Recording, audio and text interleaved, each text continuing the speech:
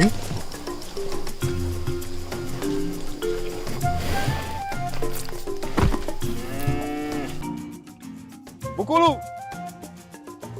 Ngosha.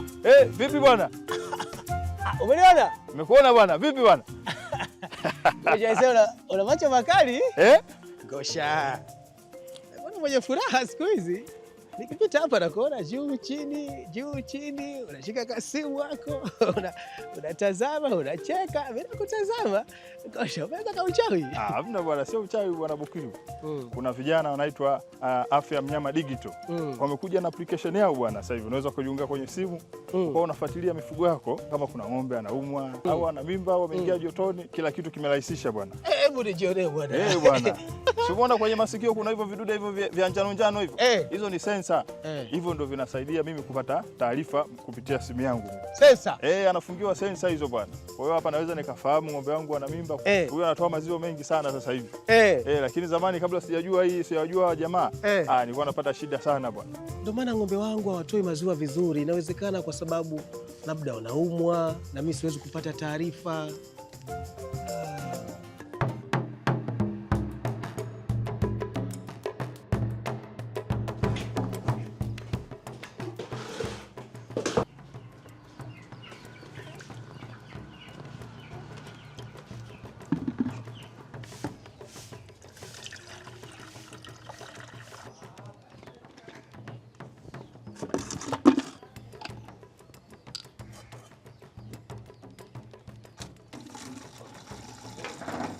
Bukuru.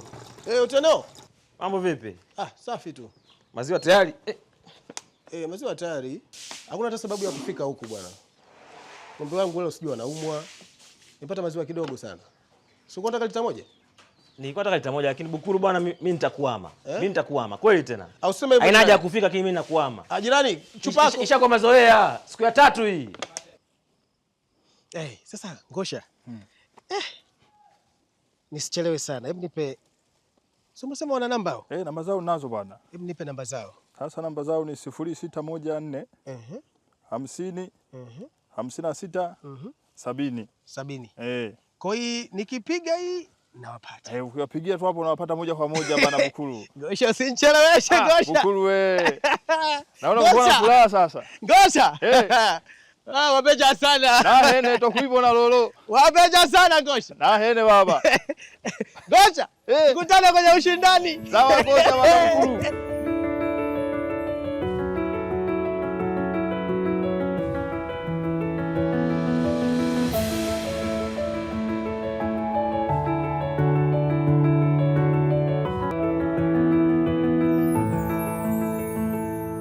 Mambo vipi mtazamaji wa Kijana Leo? Karibu sana katika kipindi chako cha Kijanja, kipindi ambacho tunapata madini mbalimbali, lakini sio madini tu, bali madini yenye kuleta tija. Hapa tunasema wasomi hai. Nami nakuitikia hai. Langu jina ni Elesia Haule. Na mimi ni Gilfred Arnold. Na safari hii tunaangalia kijana katika mabadiliko kupitia ubunifu wa njia za kidijitali. Tukiwa hapa Morogoro, mji kasoro bahari. Kunani Morogoro? Kama unavyoweza kuona kwenye mazingira yetu, hapo nyuma tumezingirwa na mifugo. Ng'ombe nini? Na hii ni kuonyesha kwamba huu ni mji wa wafugaji.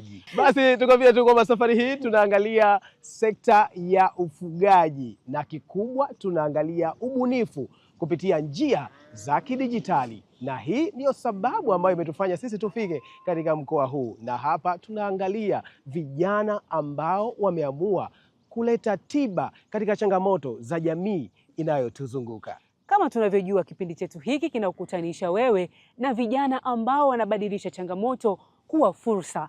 Na moja kwa moja leo tuko na vijana kutokea Afya ya Mnyama Digital hapa Morogoro, mji kasoro bahari. Na vijana hawa kwa pamoja waliungana na kiongozi wao akiwa ni Marco Mabula, ambao wametuletea mifumo ya kidijitali ambayo ndani yake kuna kifaa kinachoitwa sensa. Kifaa hiki hutumika kutuletea taarifa mbalimbali kuhusiana na mifugo, hata kujua hatari za magonjwa kuhusiana na mifugo, na vile vile joto la miili pia ya mifugo hii. Huu ni ushahidi kwamba teknolojia si ya mjini tu, bali pia sasa imeenda mpaka kwa wafugaji wa kisasa kwa kutumia app ya Mnyama Check. wewe mfugaji uliye nyumbani unaweza kufuatilia afya ya mnyama wako aliye shambani hata nyumbani. Takwimu zinaonyesha mifugo au wanyama hufa kwa sababu mbalimbali ikiwemo homa ya mapafu, homa ya miguu, lakini vile vile kupatwa na kupe, minyoo na sababu nyingi zaidi, kushindwa kupata joto kwa wakati na magonjwa mengi ambayo yanahusiana na mifugo. Na kutokana na takwimu hii, serikali ikaunda mpango mkakati ambao ulianzia 2024 unaotarajia kufika mpaka 2029. Lengo ikiwa ni kutokomeza hivyo vifo kupitia Wizara ya Mifugo, na hii ikiwa ni kuhimiza wafugaji kuogesha mifugo yao kila wiki, lakini pia chanjo za kimkakati za CBPP pamoja na FMD. Hii yote ikiwa kwenye ruzuku ya serikali kuhakikisha kwamba wafugaji walio mijini na vijijini wanapata chanjo hizi. Na kitu kikubwa cha mwisho kabisa ni kupata hereni za kielektronic ambazo zitafuatilia mfumo mzima wa afya ya mnyama. Na jambo hili sasa ndio vijana wetu wa Afya ya Mnyama Digital wameanza nalo. Hivyo ukiwa kama familia ya mfugaji haupaswi kukosa kipindi hiki. Kumbuka kipindi hiki kinaletwa kwako kupitia Ofisi ya Rais, Maendeleo ya Vijana, bila kusahau Azam TV pamoja na Jakaya Mrisho Kikwete Foundation. Kwa pamoja tunasema tuende.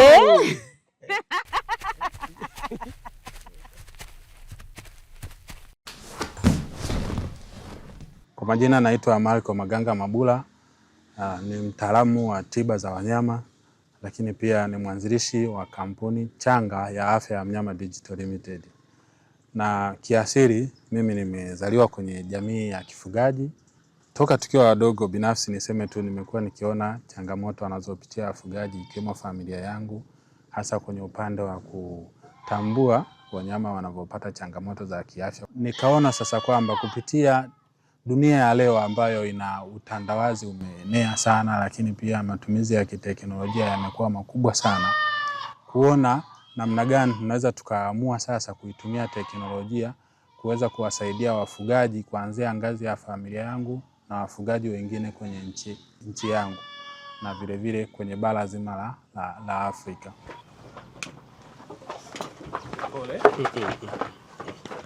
Kwa mara kwanza kabisa tuliweza kutengeneza kifaa cha kwanza kupitia maabara za chuo, hasa maabara ya electronics ambayo ndo tulikuwa tukiitumia. Tukakitengeneza kikiwa kina ufanisi mdogo, lakini baada ya hapo tukaingia ushirikiano na kampuni kutoka ya Kichina kuweza kututengenezea kifaa katika ubora ule ambao tuliutegemea kuupata, lakini vile vile kwa sababu wao wana uwezo mkubwa wa kiteknolojia, basi waweze kututengenezea kwa wingi zaidi ule tunaotaka kulingana na mahitaji ya wafugaji. Alianza kuwa na ile hamu, passion ya ubunifu akiwa bado yuko chini katika ile safari yake ya masomo ya tiba ya wanyama. Kwa hiyo kitu ambacho si kawaida sana kwa wabunifu wengi, kwa sababu wengi wanasema labda ngoja nipambane kwanza na shule, lakini yeye akaamua kupambana mapema awali wakiwa nafanya shahada ya kwanza. Sehemu yangu kubwa kama mentor ni kuhakikisha kwamba namuongoza, yani kumuongoza awe anafanya ubunifu ambao utaleta matokeo makubwa kwenye sekta. Kikundi hiki kilianzishwa mnamo mwaka 2023. Tulianza tukiwa vijana 5. Miongoni mwetu wanaume walikuwa ni 3 na wanawake ni 2. Tumeanzisha kikundi hiki kama wanafunzi na mpaka sasa ni wahitimu wa Chuo Kikuu cha Sokoine cha Kilimo Sokoine.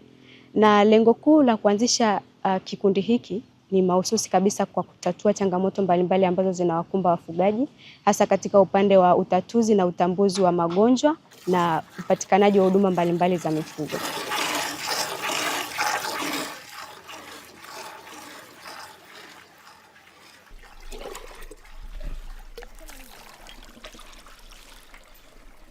Uzuri tulitoka katika kada mbalimbali ikiwemo kada ya utabibu wa wanyama, masuala ya biashara na pia wataalamu wa teknolojia. Tukaona si vema kuacha kutumia ujuzi huu ambao tumeupata kwa pamoja na kutengeneza kitu ambacho ni fursa kwa jamii na pia kwetu sisi kama vijana na pia kutengeneza ajira kwa ajili ya vijana wenzetu.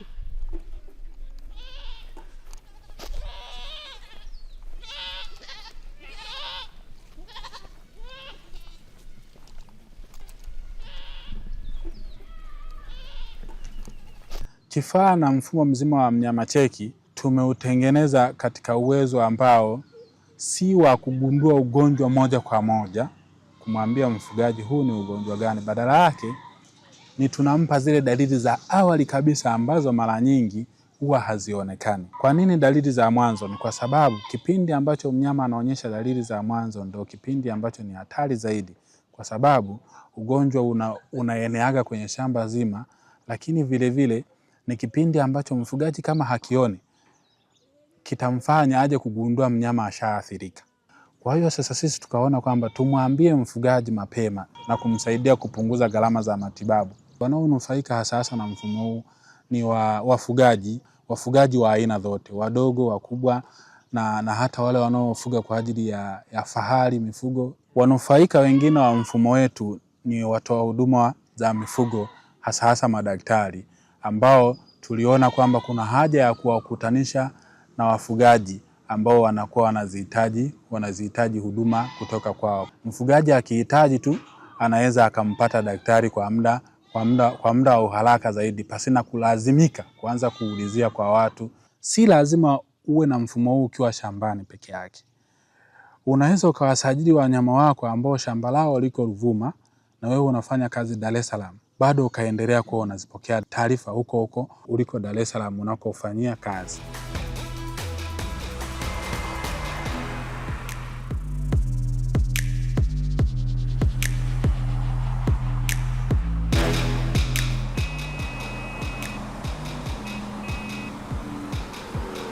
Sasa ni wakati wa kujifunza hatua kwa hatua namna gani ambavyo Afya ya Mnyama Digital umekuja na kifaa kinachoitwa sensor, na hiki kifaa ndicho ambacho kinatupa taarifa za wanyama wetu sisi kama wafugaji.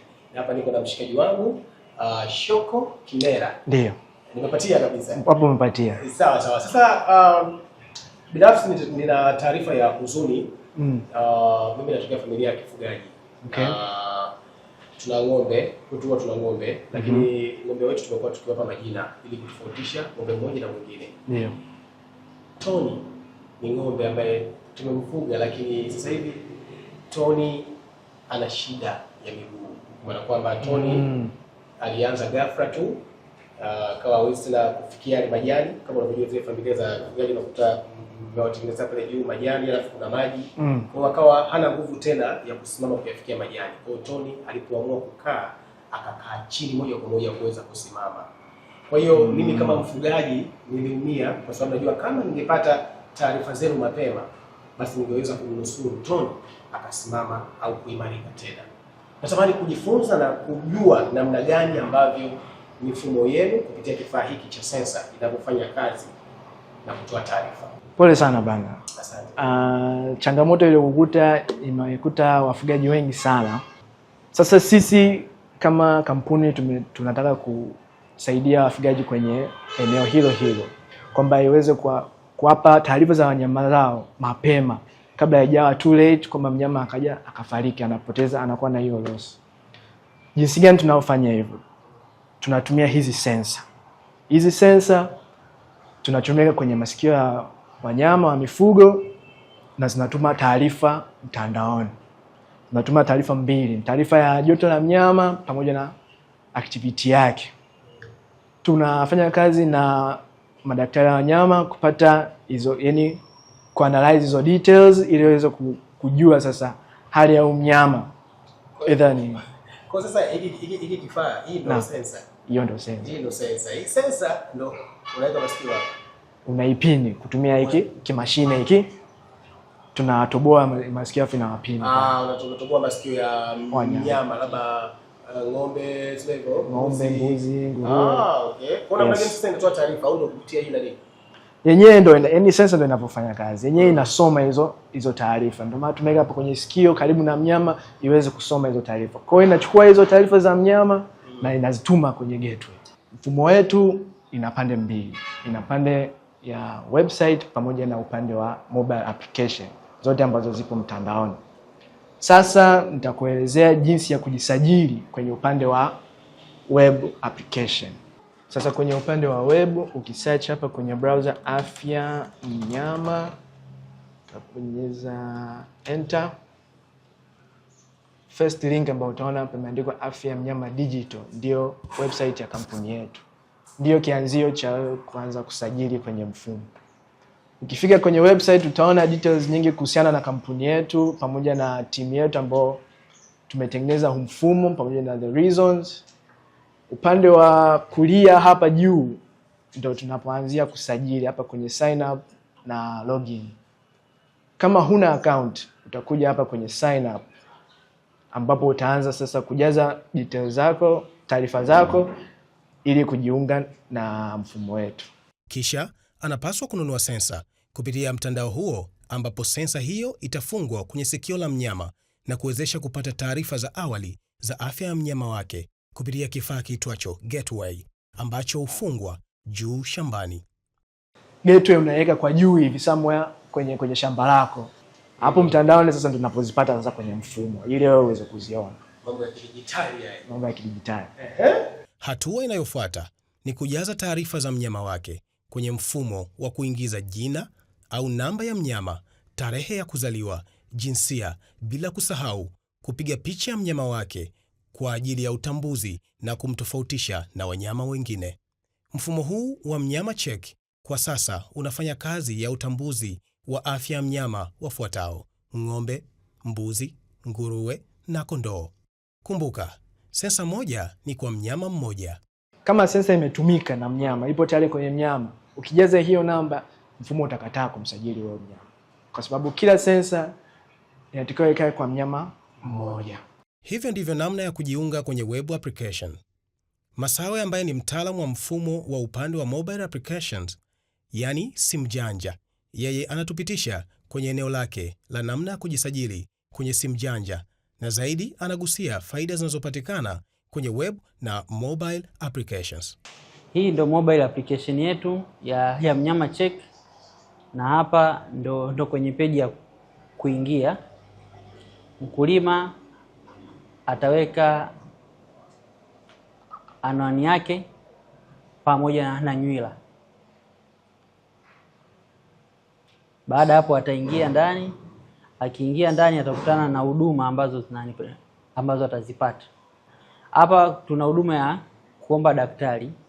Kwa mfano mkulima akiwa anataka kuonana na daktari kwa ajili ya kuweza kuja kuchunguza afya za wanyama wake kiundani zaidi.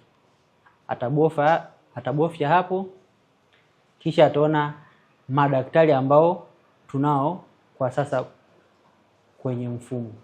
Pia kuna huduma ya Mnyama Shop, ambapo hapa ataweza kupata huduma mbalimbali za madawa pamoja na vifaa ambavyo vinauzwa kwenye mfumo wetu. Huduma nyingine ambao unaweza ukapata ni huduma ya wanyama ambao wako kwenye joto. Sasa hivi ameingia kwenye hali ya joto. Kwa hiyo hii itaweza kumsaidia mkulima kujua ni muda gani sahihi wa kuweza kumpandisha mnyama. Pia tuna huduma ya mwisho ya kuonyesha wanyama wenye mimba. Mkulima akija hapa ataweza kuona wanyama wake wote ambao wako kwenye mimba. Hii anaijaza yeye mwenyewe baada ya kugundua kuwa mnyama wake ana mimba. Lakini pia tunamuunganisha na huduma za kidaktari, ambapo ataweza kumwita daktari kuweza kutambua ni kweli mnyama wake ana mimba au la. Tuliamua kuja na mobile application baada ya kugundua Watanzania wengi ambao ndio watumiaji wetu wanamiliki simu janja. Faida nyingine ya kutumia mobile application ni kwamba mtumiaji wetu anapata taarifa mahali popote alipo bila kutumia kompyuta yake. Kutokea mji kasoro bahari Morogoro, tumeweza kujifunza namna gani ambavyo vijana hawa wa Afya ya Mnyama Digital wametuletea mifumo ambayo itakusaidia wewe kama mfugaji kupata taarifa za mnyama wako kwa njia rahisi kabisa ya kidijitali. Ni kuhakikishia kwamba kutokea hapa nitaongoza jopo la wataalamu kwenda kufunga vifaa hivi kwa wanyama wetu, lakini vile vile tutapata nafasi ya kuwapiga pini kwa kutumia kifaa hiki.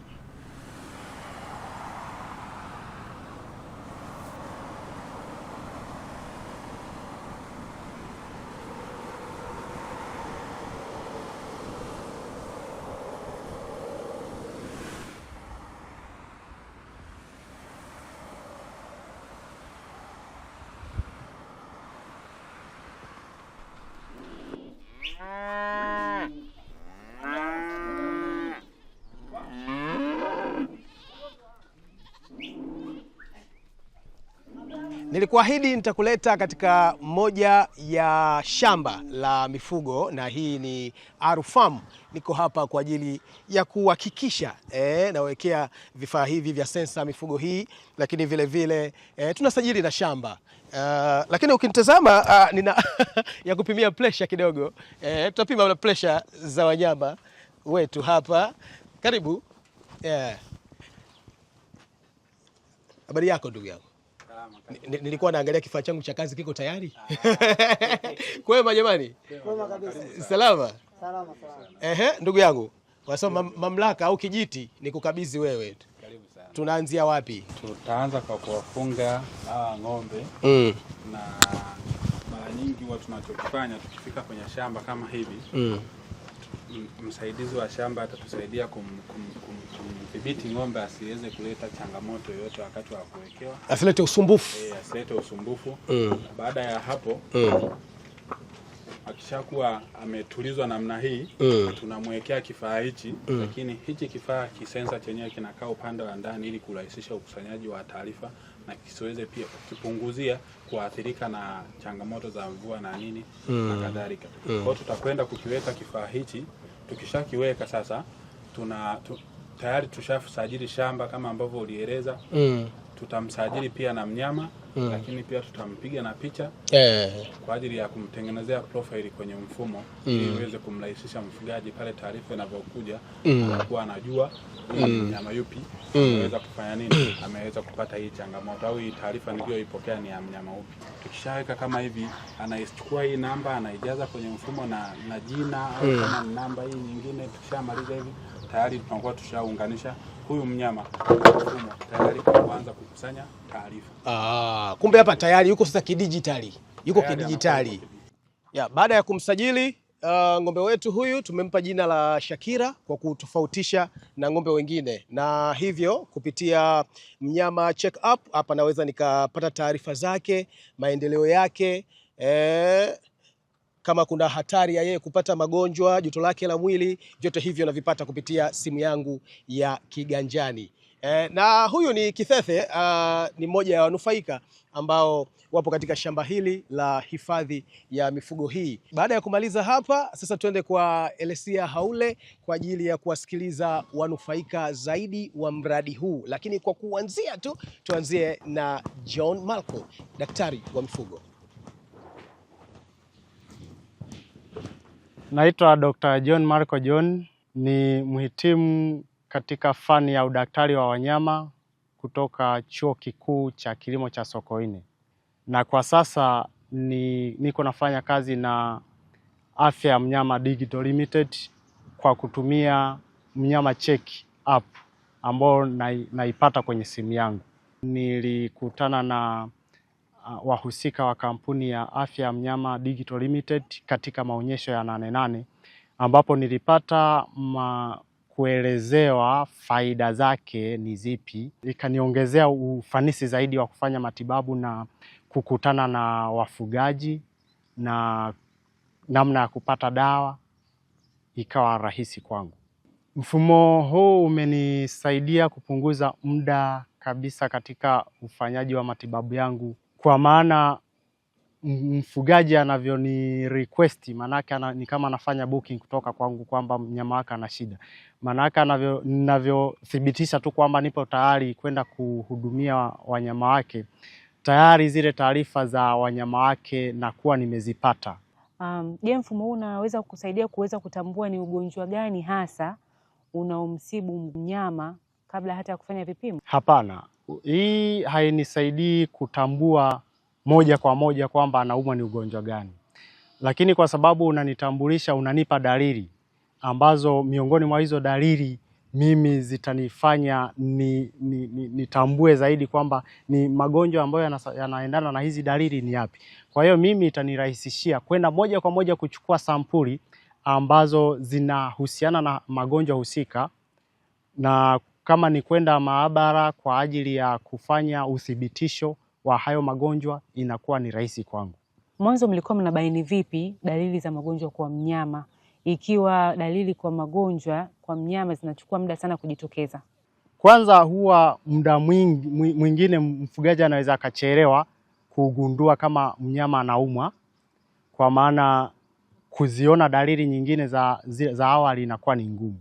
Kwa hiyo unajikuta mfugaji anamtafuta daktari muda umeshaenda. Inatumia muda gani kujifunza kutumia mfumo huu kwa ufanisi zaidi?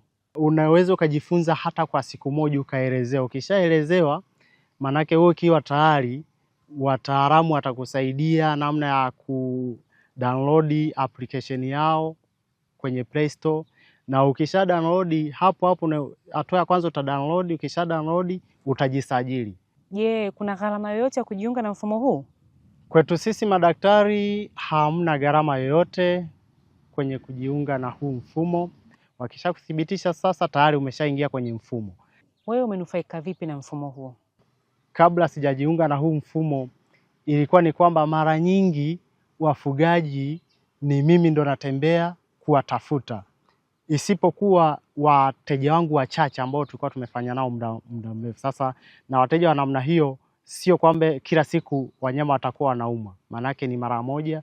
Lakini baada ya kuingia kwenye huu mfumo, manake nimepata kuwa na wananifanyia request mara nyingi sana, wafugaji wengi sana. Kwenye appointments nikaona huku manake ziko pending. Hiyo imenisaidia hata kuongeza kipato changu kupitia kufanya matibabu. Daktari wa mifugo kijana John, yeye amenufaika kabisa na mfumo huu wa afya ya mnyama digital. Basi moja kwa moja sasa nikupeleke kwa wafugaji ambao na wao watatupa historia yao, ni kwa namna gani wananufaika na mfumo huu wa utumiaji ya app ya Mnyama Check kutokea kwa afya ya mnyama digital.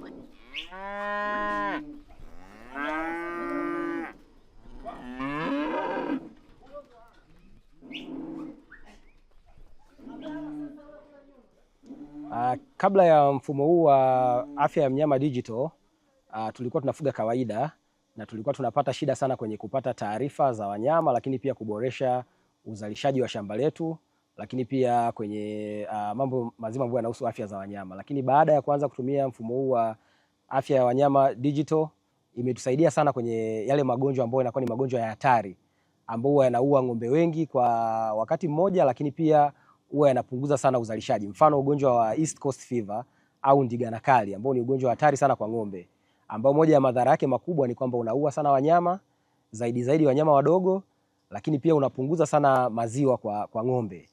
Kwa hiyo ndani ya huu mwaka tulipata mlipuko wa huu ugonjwa, lakini kwa bahati nzuri tuliweza kugundua mapema. Kwa hiyo tukaweza kuwatibia wale wanyama mapema, lakini pia tukaweza kuwachanja wanyama ambao walikuwa bado hawajachanjwa na huo ugonjwa. Kwa hiyo ukimtibia mnyama mapema, manake unazuia wanyama wengine wasipate. Kwa hiyo manake badala ya kutibia wanyama 70-80 utatibu mnyama mmoja. Kwa hiyo kwenye gharama inakuwa imepungua. Lakini kitu kingine, unapokuwa na wanyama wengi ambao ni wazima hawaumwi, manake unaongeza uzalishaji, na si hapa ni shamba la kuzalisha maziwa. Kwa hiyo manake hata kwenye mapato yetu pia imeongezeka kidogo kwenye upande wa maziwa.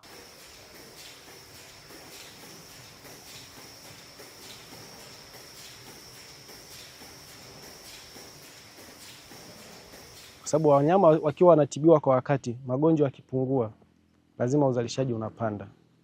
Hicho cha kwanza. Cha pili, ukiachana na uzalishaji wa maziwa, uzalishaji wa wingi wa wanyama umekuwa kwa kasi, kwa sababu hamna wanyama wanaokufa. Mnyama anaingia kwenye joto kwa wakati, anapandwa kwa wakati. Tofauti na mwanzo, mpaka huwezi kujua mnyama yuko kwenye joto au hayuko kwenye joto. Lakini kingine, naweza kusema kiuchumi, mazao kama maziwa yanaongezeka, timisi na hela inaongezeka. So tunapata uwanda mpana wa kuongeza hata wafanyakazi, ili utendaji wa kazi uwe ni mkubwa zaidi.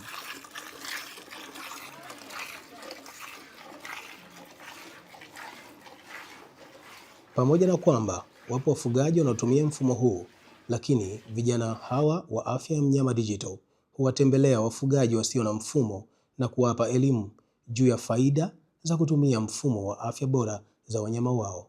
Na pia ukiwa unamsajili kwenye mfumo, unakuta mnyama yuko na namba yake na jinsia yake pamoja na namba, au kama mwingine amepewa jina, unakuta unaweza kuna sehemu ya kumwandika jina lake.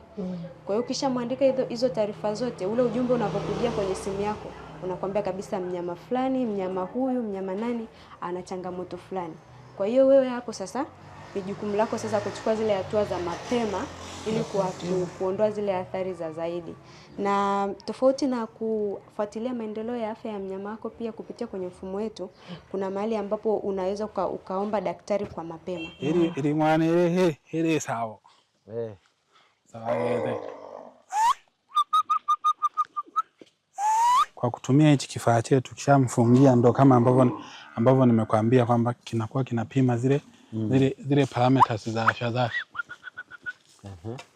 Alafu unakuwa application sasa kwenye simu yako inaweza inakupa taarifa popote ulipo. Ukishafunga kama hivi, hata ukasafiri kwenda Shinyanga kwa mfano au Mwanza au Katavi au wapi au nje ya nchi kabisa, bado taarifa zile zinakuwa zinakuja. Zinakuwa zinakuja kwako, unaona. Sasa nataka niulize upande wa kiusalama, mfano ng'ombe kaibiwa, ujui location alikoelekea. Kwa kutusaidia vipi? Kwa sasa hivi ndo tuko tunauboresha uweze kuwa unaonyesha hicho kitu kwa kupitia hizi za kuweka kwenye tumbo. Ndio maana tuliona kwamba kuna wafugaji wengine pia wanakuwa wanapata hiyo changamoto, akipoteza mnyama wake inakuwa ni changamoto kumpata. Kunaweza kikakaa tumboni kwa muda gani? Kinakaa miaka 7 mpaka 8. Miaka 7 mpaka 8 ndo kina expire. So kwa mfano miaka 7 mpaka 8 kwa dude kama hii, mara nyingi ndo zile tunasema ni ile lifetime ya mnyama kuweza kumfanya kumuuza au kufanya otherwise. Nashauri waboreshe kifaa chao ili kutambua mnyama mmoja kwamba yuko wapi na anaweza kupatikana wapi. Ila tunazungumzia kwenye upande wa usalama. Kwa mfano ng'ombe kapotea, tutajuaje kwamba yuko sehemu gani? Nikimaanisha ng'ombe afungwe track. Pole.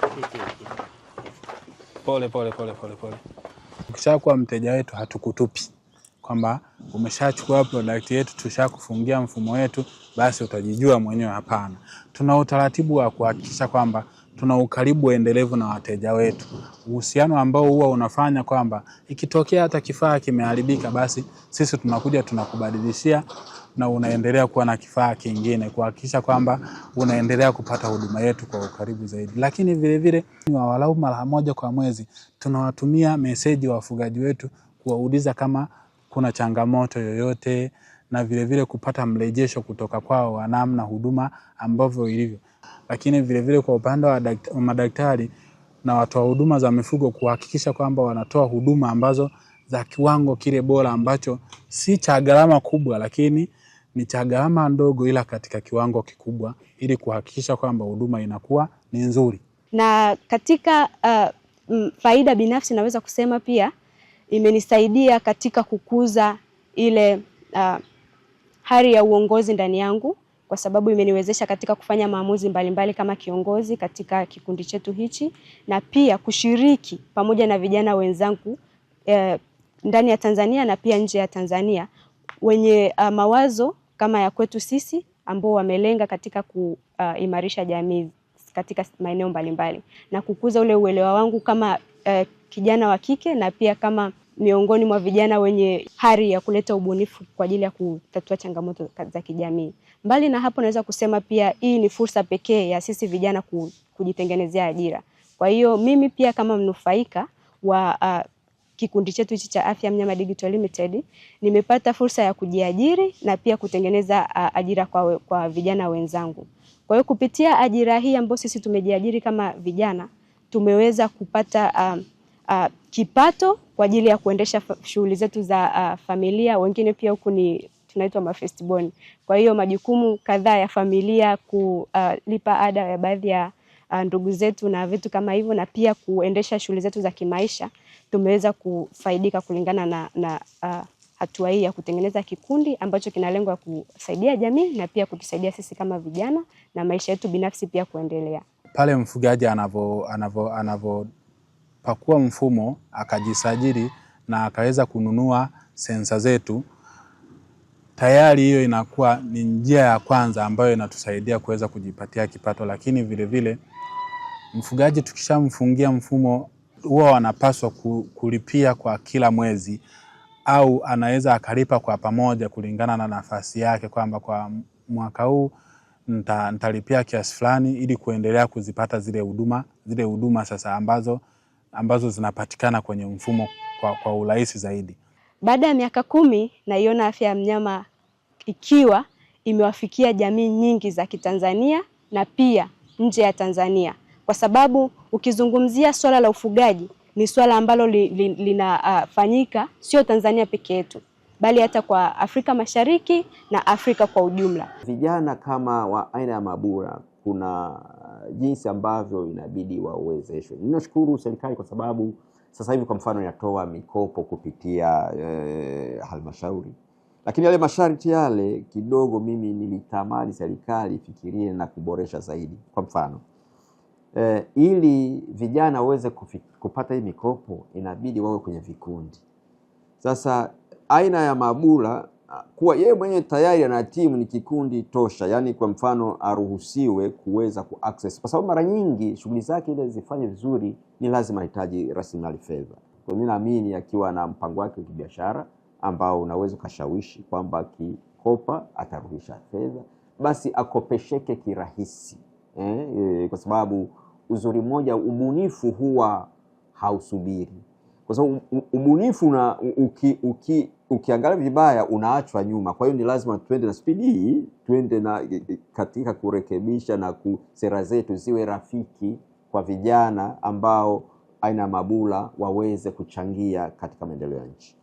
Zaidi sana napenda kuchukua pia fursa hii kutoa rai kwa serikali kuimarisha zaidi miundombinu ya ujumla katika swala la mawasiliano na mitandao, kwa sababu kulinganisha na huduma hii yetu tunayoitoa kwa jamii inahitaji ubora katika miundombinu mizima ya mawasiliano na pia miundombinu mizima ya barabara, kwa sababu ili kuwafikia watu ambao wako sehemu za vijijini zaidi ambao ni shida kuwafikia. Kwa hiyo nitoe ombi langu kwa serikali kuweza kuboresha huduma hizi na miundombinu hii ya mawasiliano ili kurahisisha basi ile suluhu ambayo tumelenga kuisaidia jamii kuipata, ili kuboresha uzalishaji na pia ambayo itakuwa ni tija kwa jamii kwa ujumla na serikali, kwa kuwa itachangia maendeleo kwa kiasi kikubwa. Ni shukuru na kuiomba serikali katika hilo. Asante.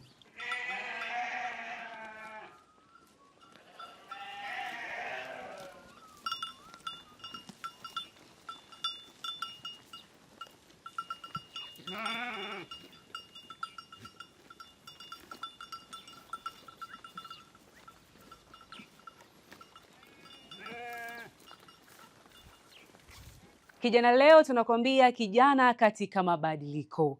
Na hapa sasa ni muda wa mdahalo, muda ambao utapata fursa kuweza kuona vijana mbalimbali wana yepi ya kutuambia juu ya ubunifu. Kwani safari hii tumekukutanisha na vijana ambao wamefanya uvumbuzi kwenye sekta ya ufugaji. Hawa ni Afya ya Mnyama Digital. Na moja kwa moja tunaungana na vijana kutokea chuo cha Sokoine. Nilianza kwanza kutokutamani kuajiriwa, badala yake kutamani kuajiri watu.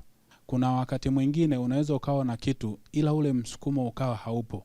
Na moja ya watu ambao walinisukuma kufikia kufanya hichi kitu alikuwa ni vice chancellor wa chuo. Kuna kipindi niliwahi kwenda kwenye ofisi yake nikiwa mwaka wa pili. Tulizungumza mambo mengi sana na alinisukuma kuanza kufikiria kufanya kitu cha kitofauti na kufikiria kufanya kitu nikiwa bado ninasoma. Tulizungumza vitu vingi sana, akajaribu kutolea mifano ya wanaosoma huko kwenye nchi za wenzetu, namna ambavyo wao wanasoma lakini unakuta wanafanya vitu vya extra.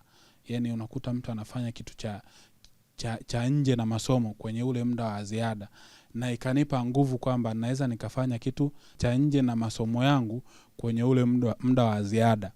Na baada ya hapo sasa nikaanza kutafuta mentors ambao kwa namna moja ama nyingine wataanza kunisaidia kuweza kukifikia hicho kitu ambacho nachotamani kukifanya. Tayari mentors tunao, guiders tunao, team tushatengeneza, kampuni tushasajili, nao kupitia zile 1, 2, 3 walizokuwa wanatupa zikaweza kutusaidia kuweza kuapply grants, na grants ya kwanza ambayo tulipata kutoka Ifakara Innovation Hub, ambao nao wakatupa mentors waliotusaidia kuweza kuielewa ecosystem. Kumbuka unatoka VET, bado ni wanafunzi, hamuelewi huku kwenye ground ecosystem ikoje. And from there chuo kikaendelea kutusupport sasa, kwa maana ya management ya chuo kwa ujumla, kuwa inaturuhusu pale ambapo unavohitajika kwenda kwenye makongamano ya kimataifa, labda unaenda kuwasilisha ubunifu wako either on behalf of the university. Kwa mfano kama tulivyoenda Japan kwenye Tokyo University of Agriculture kwenye International Student Summit, na uzuri tulienda kukiwakilisha kweli chuo, tukawasilisha wazo letu, na wazo letu katika nchi 29 zilizoshiriki lilifanikiwa kuwa mshindi wa pili. Kwa hiyo unaona namna ambavyo chuo pia kiliweza kutoa yale mazingira wezeshi ya kutufanya sisi sasa tunavotoka sasa kwenda kujaribu kuonyesha dunia kwamba ubunifu wetu na sisi unaleta impact kwenye jamii ambayo tumeilenga, kwa kuhakikisha kwamba huduma zote anazipata kwa muda anaoutaka na kwa wepesi zaidi kuliko ambavyo ule mfumo wa kizamani ulivyo. Ni kwa namna gani mwalimu mmeweza kuwakuza vijana hawa? Tunawafundisha vijana kuanza kutengeneza mawazo chanya, hasa ya namna gani wao wakawa waajiri, sio wao wakawa waajiriwa baadaye. Sasa hivi tunavipa kipaumbele ni matumizi ya teknolojia, na teknolojia inaweza ikaajiri vijana wetu wengi. Kero kubwa tunayoipata huko ni kwamba kwa mifumo yetu ilivyo Tanzania, ni kazi sana wewe akikwambia huyu ni daktari akafika kwako ndo kaambia eti bwana una cheti cha VCT, una cheti. Wakulima wetu hawajui hivyo vitu. Wewe ukishaambiwa tu ni daktari, kumbe hata kama sio daktari wewe unamwamini. Kwa hiyo hata akikosea au akatoa dawa ambayo sio sahihi, huwezi kujua, na kwa sababu hauna utaalamu. Kwenye elimu yetu sisi tunakwama wapi, au na sisi tumefikia wapi? Je, tuna mawazo? Je, tuna mamenta? Tuko wapi? Karibuni, nani yuko tayari? Wanafunzi wengi tunahitaji bado ile tuseme mafunzo ya namna ya kupresent idea zetu, au ile namna ya kuweza kutoa mawazo, challenge zetu na nini. Hiyo ingesaidia sana. Tunafundishwa vingi darasani ambavyo mtu unachukua kama like okay, nikichukua hiki nikifanya hivi na hivi na hivi kitafanya 1 2 3, lakini nakiekaje kwenye action? Yaani kwamba kikiwe kinafanya kazi. Walimu, kuna namna tunawatrain hawa vijana, tunawapa mafunzo wapate confidence? Wengi wametoka na zile dhana za nyuma kabla ya toka nao sekondari, ambapo mwalimu na mwanafunzi wakati mwingine yani kuna gap kubwa sana. Lakini ukishafika huku, sisi tungependa sana tuanze kuwatreat wanafunzi kama tunaita colleagues, ndio? Kwa sababu kwa umri ambao wengi mnafika nao chuo kikuu, wakati mwingine unaweza kuwa na mawazo mazuri kuliko hata mwalimu wako. Mimi ni mmoja wapo wa wale ambao huwa kila darasa, hasa wakifika huko advance, huwa tunakaa na wanadarasa, tunawapa fursa zilizopo tofauti na shule, ili kama unataka kujijengea uchumi wako, unataka kujijengea CV yako nzuri, unataka kujijengea kitu chako unachokipenda, wewe mwenyewe uchague. Na fursa huwa tunazionyesha nyingi, na nyingine huwa tunawaambia ni kama blank. Ili hizi nilizowapa ni kidogo, zipo nyingine. Kwamba mna simu zenu sasa hivi, baada ya kukaa ukawa Snapchat, ukawa WhatsApp, angalia siku hizi tena mna bahati nzuri, kuna kitu unaweza ukaongea tu hivi chenye kikatafuta huko afu kikakupa majibu AI. Yaani mmezaliwa katika unasema sijui katika umri au era sijui katika miaka ambayo kila kitu kipo. Na niwaambie ukweli, huwa nawaambia mara nyingi sana wanafunzi wetu wa Tanzania, hatuko very vigorous strong katika kugombania hizi opportunities. Ikitokea opportunities labda kuna nafasi 50 East Africa, utaweza kukuta Watanzania 2 au 3. Kuna msemo unasema if your dream is not big enough to scare you, it's not a big deal. Kwa hiyo kama ndoto yako mwenyewe haikuogopeshi, inamaanisha bado kuna kitu cha ziada unatakiwa kufanya ili iweze kufanyaje kukupeleka mahali. Wazo linapokuja linahitaji uwe na tuseme vision ya kukuangazia wewe kwamba ni wapi unapokwenda. Kutegemea elimu peke yake haitoshi. Lazima ufanye na kitu cha ziada. Ndio hiyo unasema think out of the box. Kwamba unatakiwa uangalie pia mbali na ile elimu ambayo umeipata. Kuna msemo siku hizi huwa unatembea sana mtaani, wanasema kwamba elimu ni ufunguo. Waliosema elimu ni ufunguo walitudanganya, labda tutafute ufunguo mwingine. Lakini wahenga hawaamini. Kwa hiyo mimi labda niseme namna ya tafsiri ya neno elimu ndio ambayo inaponza watu, kwamba kwa namna wanavyochukulia neno elimu ndio inawapoteza wenyewe. Lakini elimu sio kwamba inakuonyesha kwamba kazi hii hapa, fanya hivi tayari. Hapana. Yani unapewa ile direction, mwanga, na wewe sasa ni jukumu lako kuchukua ule mwanga uliopewa, kuangalia ni njia gani ya kupita iliyo sahihi. Kuna mtu ambaye aliniambia kitu siku moja ambacho kilizidi pia kukaa mimi kwenye akili yangu, kwamba ukisikia neno teknolojia kwa haraka ni kitu gani ambacho kinakuja kichwani? Computer, coding, labda vitu vigumu, robots.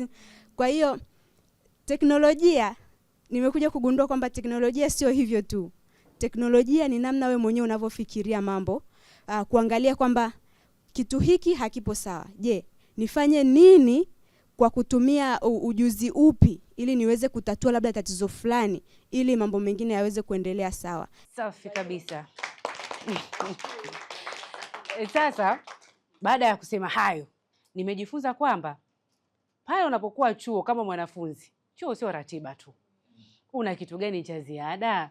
Kwa sababu hii afya ya mnyama digital imekuja, nadhani kabla au hata kama imeshafika baadhi ya maeneo, ila kwa eneo kubwa ambalo naona watakuwa kufanya ni kwamba kwanza kujua wafugaji wanapatikana katika mazingira yapi, na waanze vipi kuwashawishi, kuwaelezea ili waweze kuelewa kwamba ina faida gani kwao na wasifikirie tofauti. Unaona? Na baada ya hapo waangalie hizo hereni. Je, bei yani ya huduma yao iko vipi? Kwa sababu wafugaji wengi unakuta mtu ana ng'ombe 500, ana ng'ombe 1000, ana ng'ombe 2000, na anaangalia sasa, je, bei kwa mnyama mmoja ipoje? Kama bei ikiwa affordable, nadhani itakapo ni kitu chepesi kwa wao kukubali. Na simu pia wanazotumia, wengi wanatumia tu simu za kawaida. Umeona, hawatumii simu ambazo zina access ya internet. Wanatumia simu za kawaida. Kwa itabidi muwaelezee kwamba, au kama kuna namna ya kuweza kuconnect kwenye simu zao za kawaida pia itakuwa ni rahisi zaidi. Kuna research nilikuwa nafanya, nikaenda vijijini huko ndani, nikaja kugundua wakulima wetu wengi wanafuga sio kwa malengo fulani. Wengi wanafuga kwa prestige. Kwa maana kuna shamba moja nilienda, nikamkuta alikuwa ni Mmasai, amebakiwa na ng'ombe kiasi kidogo. Katika kumuuliza akaniambia kwamba sijui kuna moment alipitia haya mabadiliko ya tabia nchi, chakula kikawa shida, maji hamna. Kwa hiyo akasema hataki tena kusikia kuhusu kufuga. Sasa nikafikiria, kwa nini tusianzishe kitu cha kama ilivyo bima ya binadamu? Kwa nini isiwe specifically ibezi kwenye mifugo pekee? Katika ripoti ya Tanzania Startups inasema kwamba inaonyesha wabunifu wa biashara chipukizi, hizi startups zetu ambazo tunaanza, hauko sawa hasa katika maeneo ya mikoani ukilinganisha na Dar es Salaam. Ikiongoza zaidi kwa 60% ya wabunifu. Hii imekaje kwa upande wenu?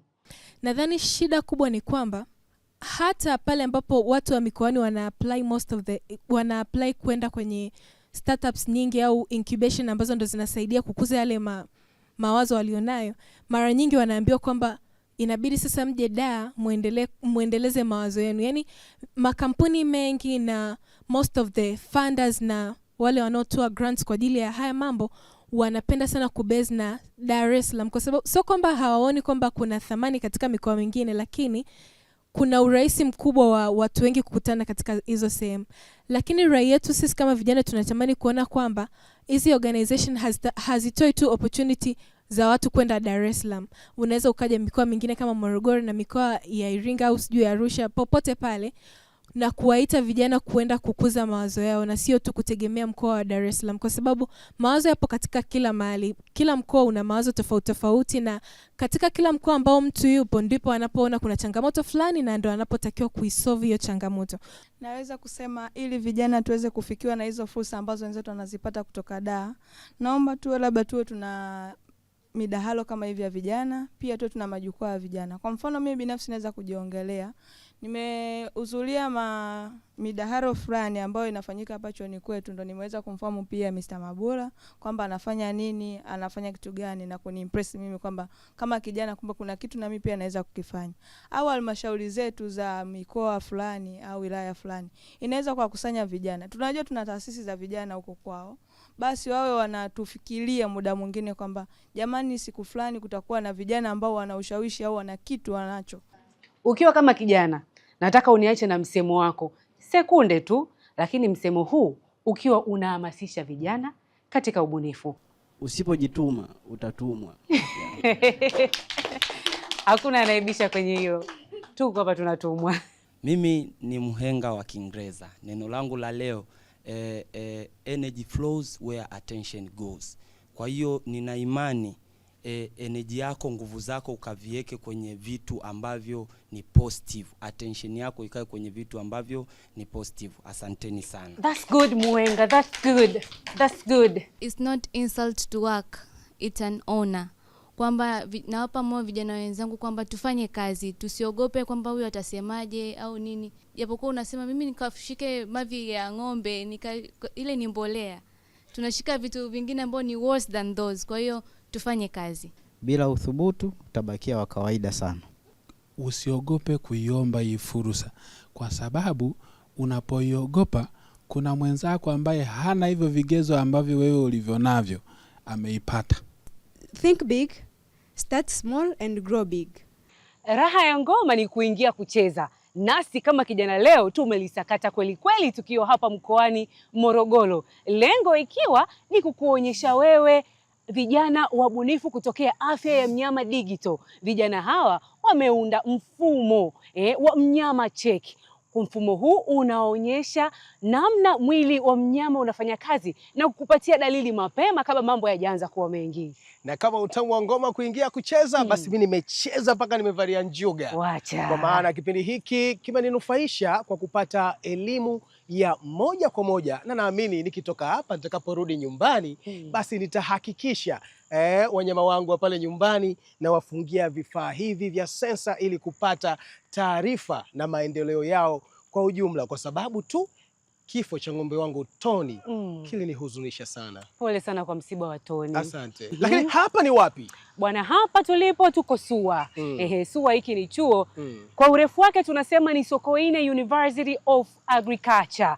Chuo hiki ni maarufu hasa katika masuala ya kilimo, lakini pia ufugaji na hata sayansi ya asili. Chuo hiki kimekuwa kikihudumu ndani ya miaka 14 kikiwa pale Dar es Salaam, chenyewe kikijulikana kama chuo shiriki. Lakini ulipofika mwaka 1984, Julai mosi kabisa, chuo hiki kilijipatia hadhi ya kuwa chuo kikuu.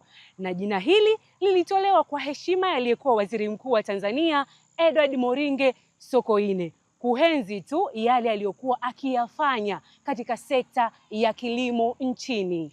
Na chuo hiki cha SUA ndio kimekuwa mzizi wa safari yetu nzima kutoka Dar es Salaam mpaka hapa Morogoro, kwa sababu vijana ambao walihitimu hapa wakiongozwa na Malcolm Mabula, wao ndio wamekuwa chachu kwa kupitia fani na elimu ambayo iliwasaidia wao kuona changamoto kwa kufanya maboresho katika sekta ya ufugaji kwa kutuletea kifaa ambacho kinaboresha afya ya mnyama.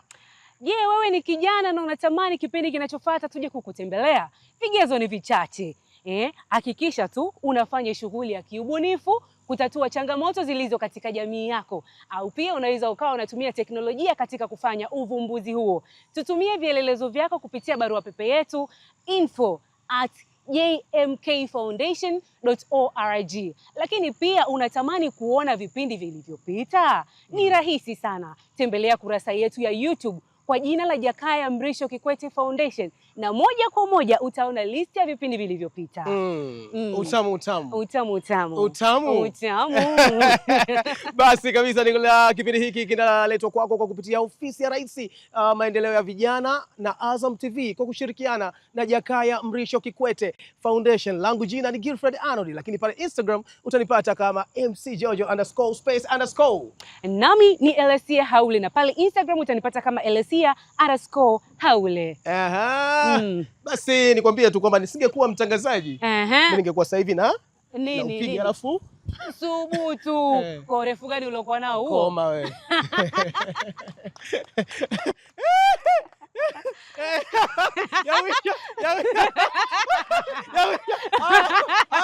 Tujazie. Chifu amini.